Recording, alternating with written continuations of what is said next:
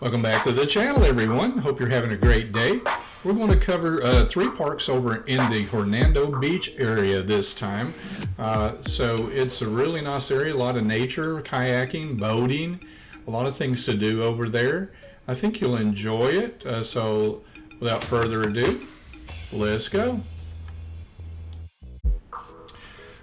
First up, we have Jenkins Creek Park and Fishing Pier. It's a small but peaceful hidden gem off Shoreline Boulevard. It connects directly to Pedersen Park via a walk-in path that goes just across the road. Features a wooden fishing pier, ideal for snook and redfish. It has quiet spring-fed canals and a kayak launch. It has shaded picnic tables. It's got natural mangrove surroundings.